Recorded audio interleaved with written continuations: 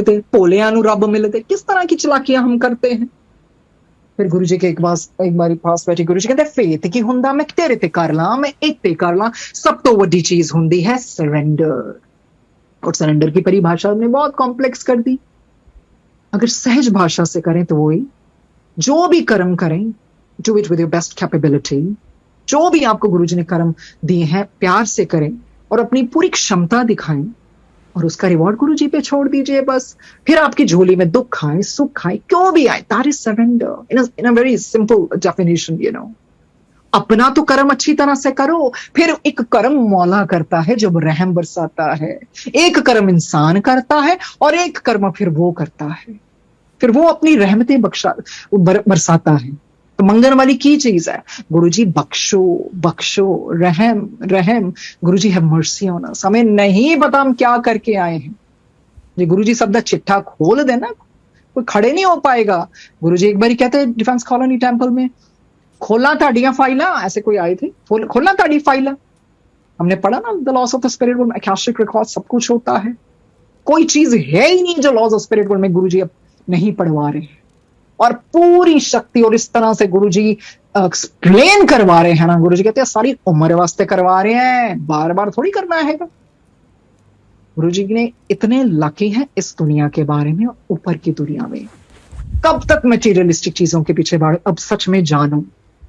सुनते हैं ना बहुत जन्म बिछड़े थे माधो जन्म तेरे लेके। गुरु कहते तोते बनाना, तोते वास्ते थोड़ी सुनवाना। समझो तो सही, ताड़ी रूह किथों घुम घुम के हुन मेरे चरना च आई है। कंजरो हुन ता सुधरो, हुन ता चंगी चीज मंग लो। साइलेंस, अकेले बैठना सीखो, रेट्रोस्पेक्ट करो।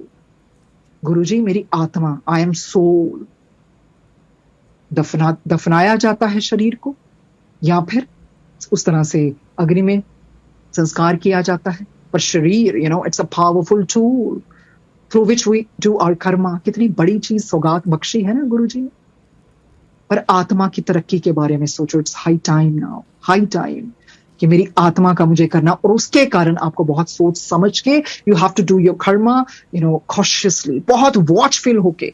ये नहीं है एक दूसरे से बलगुरी लंबी लंबी गल्लां करते फोन ते डिस्कस करते रब संगत ਨੂੰ डिस्कस करती रहती हैगी। डिस्कशन करना रब नहीं मिलता, ये याद रख लेना। डिस्कशन करना रब नहीं मिलता, चुस्तियां ना नहीं मिलता, चलाकियां ना मिलता, भोलियां नु रब मिलदे। जिनको कुछ नहीं पता ना, रब स्वयं जाता है फिर उनके पास, स्वयं जाता है।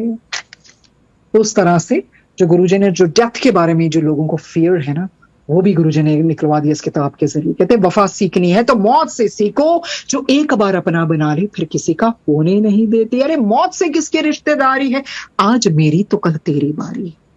तो आप जानते हैं ये जीवन कितना मूल्य है। दिन बर दिन हर दिन हमारा कम होता जा रहा है और हम कुछ सीख के ही नहीं गए।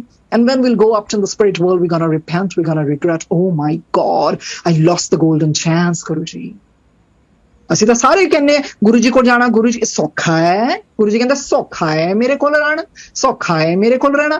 ਪਹਿਲੇ ਉਦਾਂ ਦੇ ਕਰਮ ਤਾਂ ਕਰੋ।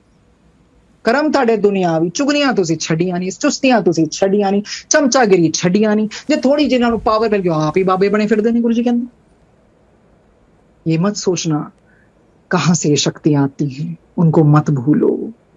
जो गुरुजी अमृत बरसाते हैं, गुरुजी ओम दिखाते हैं, सब कुछ दिखाते हैं, उनको भूल के आप इन चीजों के पीछे लग गए। अपने तक रखिए। गुरुजी के पास ऐसे बैठी थी कुछ कहने वाली, गुरुजी के ना अपने तक रख, अपने तक रख। इसका मतलब किसी चीज को दिखावा करने की जरूरत नहीं है। जिसने सारी सृष्टि बनाई ना, वो आपका हर एहसास, हर आपका दुख, हर चीज जानते हैं।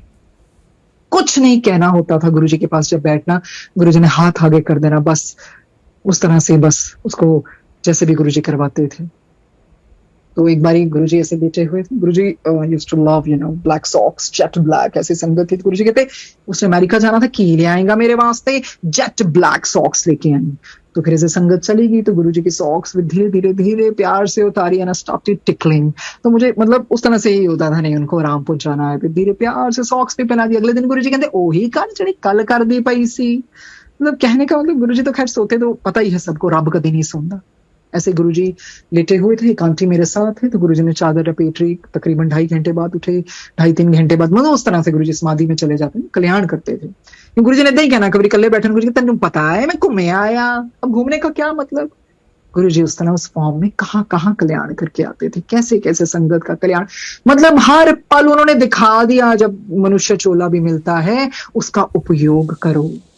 पर हम तो बस उन चीजों में ही लग गए, फलाने को ये भी मिला, मुझे भी ये मिले, अरे बहुत सौखा है रब वास्ते चीजा देनी है। गुरु जी कहते टाफियां मेरे पास टाफियां, गुरु जी बहुत प्यार से टॉफीज को कहते टाफियां, जैसे गुरु जी ने कॉफी नहीं कहा काफी, तो उस तरह से, जिस तरह से, क्योंकि ये भी सत्संग है, जिस तरह से गुरु जी प्यार से बोलते हैं वो ही याद कर करके दिल में भी वो प्यार फिर उमड़ आता है।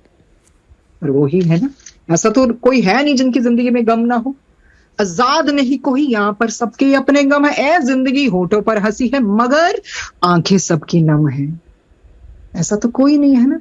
हम सत्संग के जरिए कितना कुछ सुनते हैं ना, किसी को क्या दुख है, किसी को क्या दुख है, तो वही चीज है।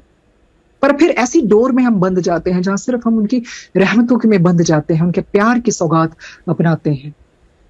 सो गुरु जी यही बतलाना चाहते हैं कि जिंदगी च ना अगे वधो, यह नहीं है कि सिर्फ सुखी आएंगे, दुखाने भी जरूरी है, तभी इनसे जिंदगी पूरी है। खाली खुशी इंसान को मजबूत नहीं बनाती, जिंदगी के दोनों पहलू से रूबरू नहीं कराती। तो इसी करके गुरुजी रूबरू कराते हैं। जैसे जैसे आगे बढ़ते जाएंगे ना, गुरुजी कहते हैं दो तोरी तलवार है, सौखा नहीं है मेरे नाल रहना, बस करा देना फिर मैं। गुरुजी बस करा देते हैं,